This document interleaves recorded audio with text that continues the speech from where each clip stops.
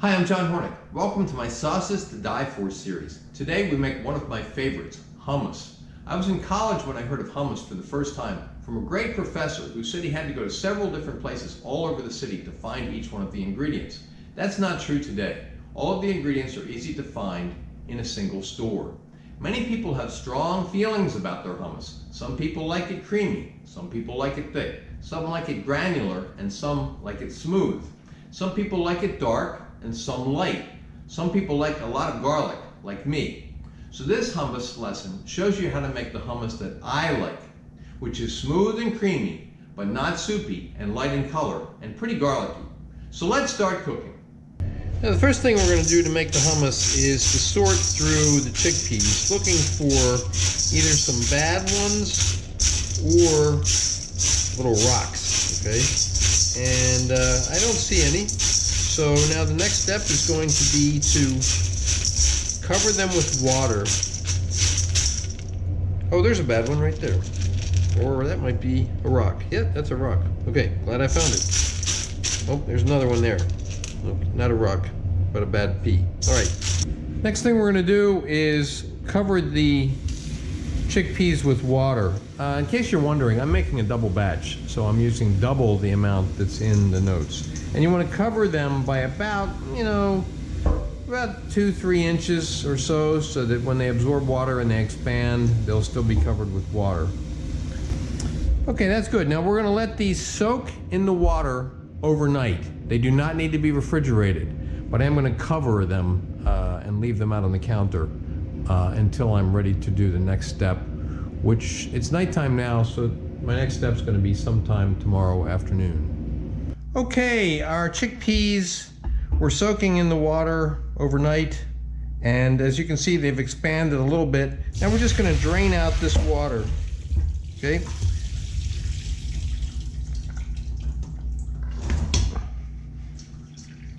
All right, I've transferred the chickpeas to a pot, and the amount of chickpeas in the notes calls for 6 cups of water, okay? I'm doing a double batch, so I have 12 cups of water in there. Also, we're going to stir in the baking soda, all right? And then we're going to put this on medium heat.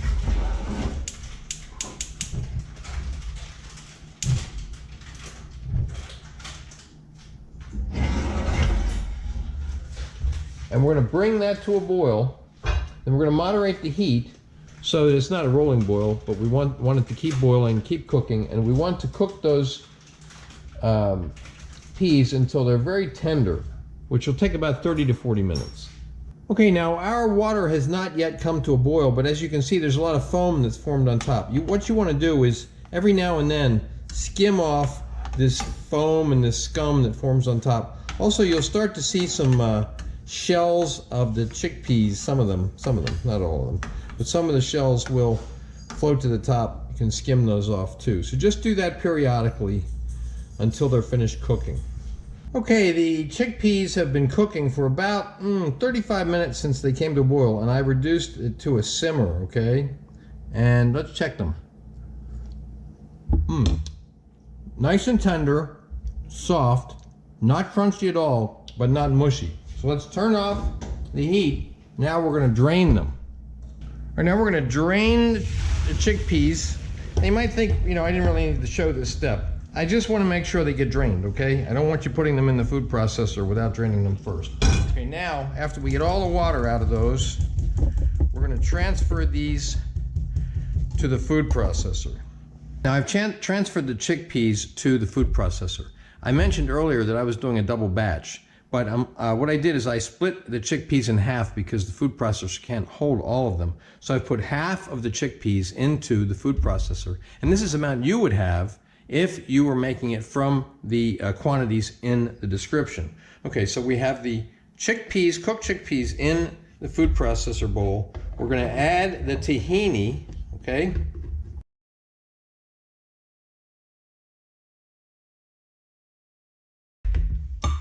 Okay, then we're going to add the garlic. Now, a lot of recipes will call for cloves, a certain number of cloves of garlic. I do it by minced tablespoons. Because, why do we do that? Because garlic cloves can be all different sizes. So I want to get relatively consistent results. So I'm using a more precise measurement. Then we want to add the lemon juice.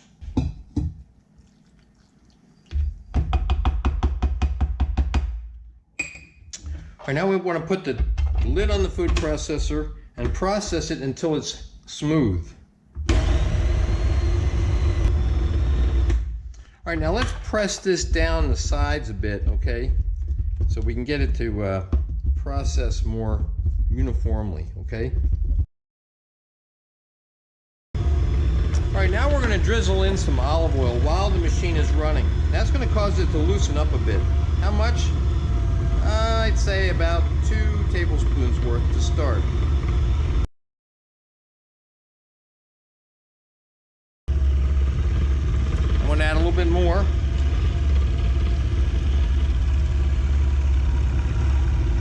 Probably have about 3 tablespoons in there now. Now let's take a look at it. Now, this hummus right now is pretty thick, okay? And that's too thick for what I want, all right? We don't want it to be soupy. We want it to be, you know, the consistency of a dip, because that's basically what it is, all right? So what we're gonna do is put the lid back on, and we're gonna add a little water, a little bit at a time.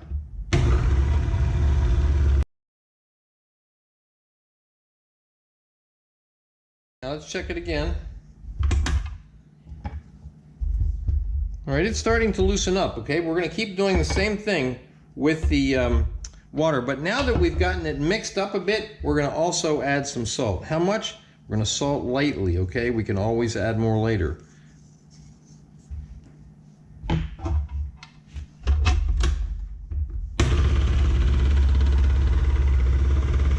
little bit more water. I'm adding probably about a tablespoon at a time. Now I can see it's starting to turn really well. It's getting closer to the consistency that I want. Let's check it again. All right, it's getting close to the consistency we want. It's still too thick. I'm gonna taste it though. Okay, it's getting there, but I'm gonna add some more olive oil, some more lemon juice, while it's running.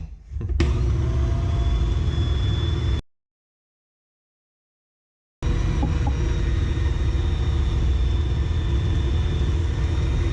little more water.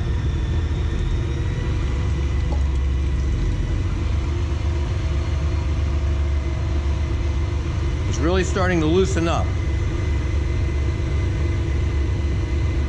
Stop it. Oh, it's looking good. It's getting kind of a lighter hummus color, actually. When hummus is too thick, for me, it's usually darker, okay?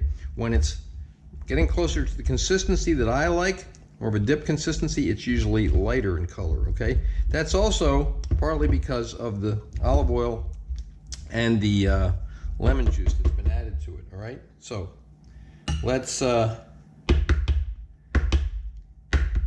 process it a little bit more. Now let's taste it for a second, see how we're doing.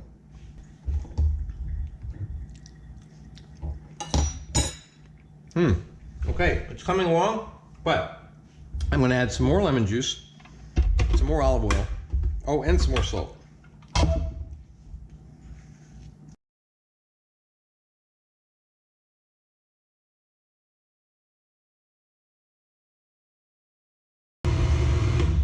All right, let's taste it again. Beautiful, it's looking beautiful, okay?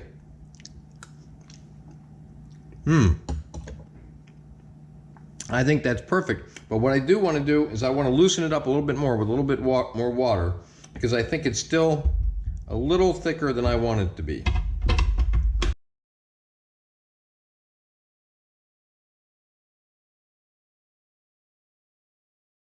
All right, let's check it again.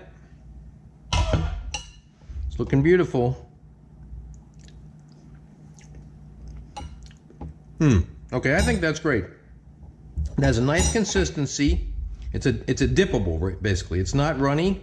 It's very dippable, okay? That will go very well onto the pita bread that we use to dip into it. Now we're gonna do a step that is optional, but I press it through a strainer because I like hummus to be smooth and creamy without any lumps in it, without it being granular, grainy, okay? You don't have to do this. As I said in the introduction, people can have very strong feelings about their hummus. Some people like it thick, some people like it thinner, some people like it more lemony, some people like it more garlicky. So what you need to do is make it the way you want it. You want to keep adding lemon juice, olive oil, and water until you get the taste, the consistency, and the color that you want.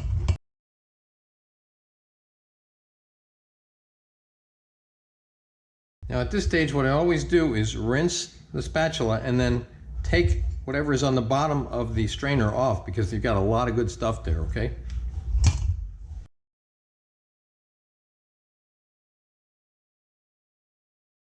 Now at this stage, I like to taste it again, okay? And adjust the salt if needed. I don't think it needs it. It tastes good. If you're gonna serve it right away, this is the flavor you get. If you can let it rest for at least an hour, if you're gonna use it the next day, those flavors will meld.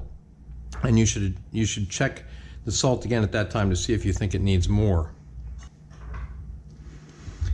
Now to plate this, you can use it in a lot of different ways. You know, you can put out a plate for people that you can dip pitas in. I'm going to use it in combination with another dish. So you'll see photos of a dish using the hummus at my Instagram, which is at Chef's Apprentice Cook Like a Pro.